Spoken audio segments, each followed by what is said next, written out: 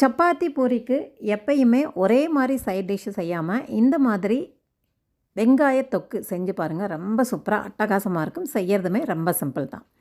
இதுக்கு தேவையான பொருட்கள்னு பார்த்திங்கன்னா 3 வெங்காயம் எடுத்திருக்கேன், பெரிய வெங்காயம், 3 தக்காளி, ரெண்டும் ஒரே சைஸில் இருக்க மாதிரி எடுத்துக்கோங்க. அப்போ டேஸ்ட் வந்து ஒரே மாதிரி இருக்கும். 3 பெரிய வெங்காயம் எடுத்து தோல் உரிச்சிட்டு நீட்டமாக கட் பண்ணிக்கோங்க. நல்லா எவ்வளோ தின்னா முடியுமோ அவ்வளோ தின்னா நீட்டமாக கட் பண்ணிக்கோங்க. வெங்காயம் தக்காளி ரெண்டையுமே ஒரே மாதிரி சைஸில் கட் பண்ணி எடுத்துட்டிங்க அப்படின்னா வேகிறதுமே சீக்கிரமாக வெந்துடும். எடுத்து சாப்பிட்றதுக்குமே ரொம்ப நல்லாயிருக்கும், வித்தியாசமாக இருக்கும். அதனால் இதே மாதிரி கட் பண்ணிக்கோங்க. அடிகனமான பேனை சூடு பண்ணிவிட்டு 1 டேபிள் ஸ்பூன் அளவுக்கும் எண்ணெய் சேர்த்துக்கோங்க. எண்ணெய் சூடானதும் நம்ம நீட்டமாக கட் பண்ணியிருக்க வெங்காயத்தை சேர்த்து வதக்கிக்கோங்க. முக்கியமாக நீங்கள் வெங்காயம் வதக்க ஆரம்பித்ததில் இருந்தே ஃப்ளேம் வந்து ஹை ஃப்ளேமில் வச்சு குக் பண்ணுங்கள். அப்போ தான் இது கன்சிஸ்டன்சி கரெக்டாக வரும். இல்லைன்னா உங்களுக்கு சதன்னு மசாலா மாதிரி ஆகிடும், தொக்கு கன்சிஸ்டன்சிக்கு கிடைக்காது. இந்த மாதிரி செஞ்சிங்கன்னா உங்களுக்கு டேஸ்ட் அட்டகாசமாக இருக்கும். நான் ஆரம்பித்ததில் இருந்தே வெங்காயம் வதங்க ஆரம்பித்ததுலேருந்தே ஃப்ளேம் பார்த்திங்கன்னா ஹை ஃப்ளேமில் வச்சுருக்கேன் பாருங்கள்.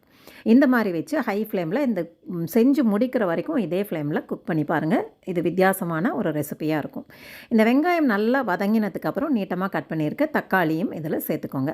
வெங்காயம் பார்த்திங்கன்னா நல்லா லைட்டாக ப்ரௌனாக வர ஆரம்பிக்கிற ஸ்டேஜில் தான் தக்காளி சேர்த்துருக்கேன். ஃப்ளேம் ஹைலேயே இருக்கிறதுனால உங்களுக்கு சீக்கிரமே அது ப்ரௌன் கலரில் வந்துடும்.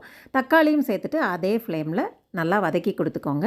தக்காளியும் பாதி வெந்த மாதிரி வரும்போது நீங்கள் ஃப்ளேம் கம்மியாக வச்சிட்டிங்க அப்படின்னா கொலன்னு ஆகிடும். அதனால தான் நான் அது முக்கியமாக சொல்கிறது, ஃப்ளேம் ஹை ஃப்ளேமில் வச்சுக்கோங்கன்னு. இப்போ பார்த்திங்கன்னா ஓரளவு வதங்கினதுக்கு அப்புறமா சுவைக்கு தேவையான உப்பு சேர்த்துக்கலாம். இதில் நம்ம அதிகப்படியான மசாலா எதுவுமே சேர்க்கலை.